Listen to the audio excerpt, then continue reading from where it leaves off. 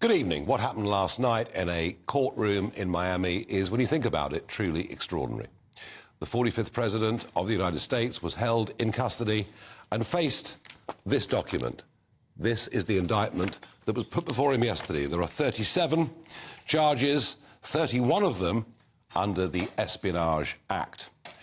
And what I want to try and drill into today is, has Trump made mistakes? Has he made some serious, careless errors? Or are these things that former presidents just tend to do? But the real question is this simply a witch hunt? Is this an attempt to stop the front runner to become the Republican nominee? And remember, he's now 40 points ahead of Ron DeSantis in the opinion polls amongst Republican voters. Is this simply a witch hunt? And I'd love to get your thoughts on whether this is or is not a witch hunt. Please let me know your views. Farage@gbnews.com. Well, first I want to get some political reaction. I'm going to go to New York. I'm going to speak to the former famous mayor of New York, Rudy Giuliani, and of course a man whose career was as a lawyer. Rudy, good evening. Thank you for coming back on the show. I want to ask you something. Always great to be with you, Nigel. Thank you.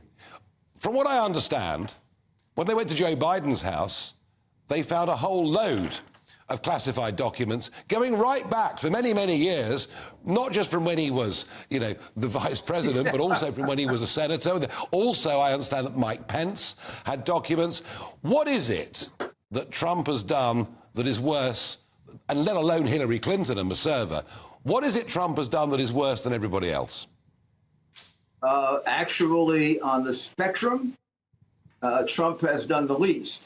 So when this special prosecutor, who's not very special actually, announced that everyone should be treated according to the same laws, I thought he was announcing that he was going to dismiss the Trump case, because the Hillary Clinton case involved 33,000 documents, which she destroyed.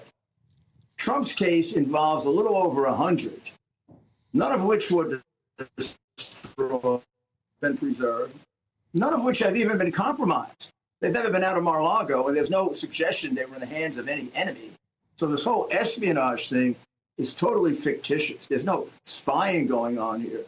This is a question if he kept them in the right spot or not, under a civil statute called the Presidential Records Act, where a president debates with the archivist as to whose papers are they.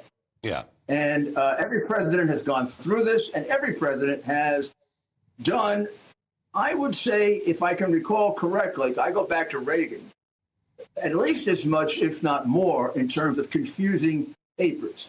Now, let me make the point. None of it got out of Mar-a-Lago, and none of it was even possibly in the hands of a hostile power. In the case of Biden, he took the documents out 15 years ago, 18 years ago, when he was a senator.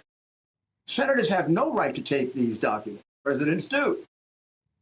Just taking the documents was a felony for Biden. Now he started taking them out as vice president, and he has them all over the city. But he has them in places where the Chinese can easily get their hands on them. How about he has some in Chinatown? I mean, Rudy, from this side of the pond, and around the Western world, what we're seeing is Donald Trump facing civil cases, facing criminal cases. Goodness knows what's to come in Georgia. Let me ask you a simple question. I think I know the answer, but do you believe this is simply a witch hunt? Yeah. We're copying Venezuela, Cuba, the former Soviet Union. The party in power has taken over dictatorial powers, and they are trying to convict the only person they're sure can beat them. They know he can beat them because in every poll taken right now, he beats the Republicans by 40 and he beats the Democrats by 10. So I'm not speculating about that, Nigel. The public opinion polls show if you took the election today, he'd win by 10 points. Yeah. And 10 points is too much. They got to get him down to at least 5 or 4 so they can cheat. 10 points is a little bit too much for cheating. This is very, very dangerous for the Democratic Party. And a lot rides on this. They've been cheating and committing crimes for years. They're all going to go to jail if they lose. Well, Rudy, we'll see about that. But as this develops, we're going to come back to you over the next few weeks. And thank you for being, well, for being Rudy Giuliani. Thank you.